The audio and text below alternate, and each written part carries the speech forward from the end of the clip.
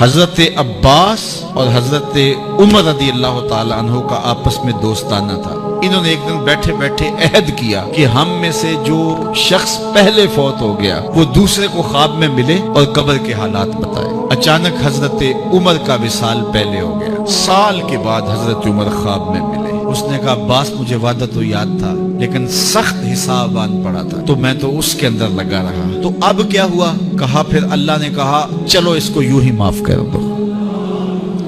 تو کہا چھٹ کے ابھی آ رہا ہوں۔ تو میں نے کہا وعدہ پورا کر دو، میں اور آپ ٹھیکیدار بن جاتے ہیں جنت کے۔ ہمارے پلے عمل ہے کیا؟ ہیں تو ریاکاری کے شکار ہیں ہمارے اعمال۔ رسول کریم نے ارشاد فرمایا جو میں دیکھتا ہوں وہ تم نہیں دیکھتے اور جو میں سنتا ہوں وہ تم نہیں سنتے۔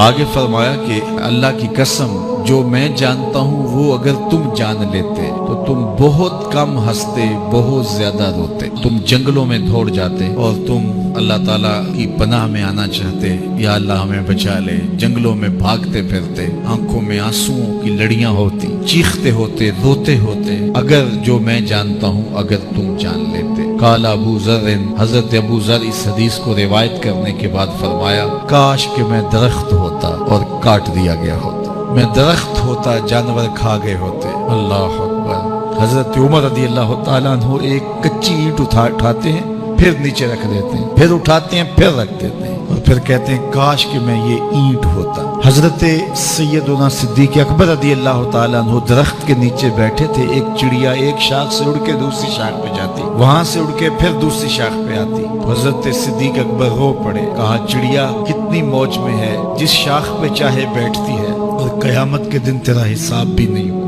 کہا پھنسے تو ہم ہیں۔ رسول کریم صلی اللہ علیہ وآلہ وسلم سے لوگوں نے کہا حضور آپ بوڑھے ہو گئے۔ حضور کی مبارک داڑھی میں سفید بال، سر انور میں بھی سفید بال، اگرچہ ان کی تعداد محدود تھی لیکن ظاہر ہوئے۔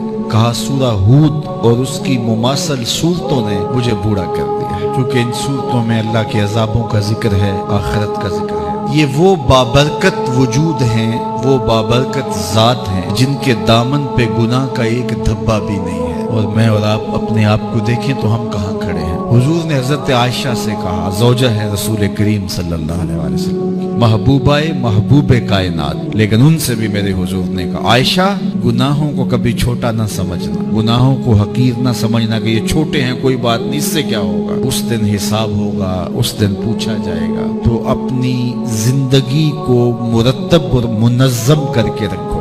ہم بہت سارے گناہ دائیں بائیں دیکھ کے کرتے ہیں۔ جب ہم معاشرے میں برائی پھیلی ہوئی دیکھتے ہیں تو ہم کہتے ہیں کہ دیکھو نا یہ سارے کر رہے ہیں تو میں ہی بہت متقی آ گیا ہوں جی، دائیں بائیں دیکھ کے گناہ کرتے ہیں۔ پھر ہم کہتے ہیں فلاں بخشا گیا تو ہم بھی بخشے جائیں گے۔ اچھا اگر وہ نہ بخشا گیا تو پھر جہنم میں جانا قبول ہے؟ تو دائیں بائیں دیکھ کر دلیر ہو جاتے ہیں۔ تو آئیے ہم اپنی آخرت کے لیے سوچیں، اپنی زندگی کو اچھائی کی راہوں کا مسافر بنائیں۔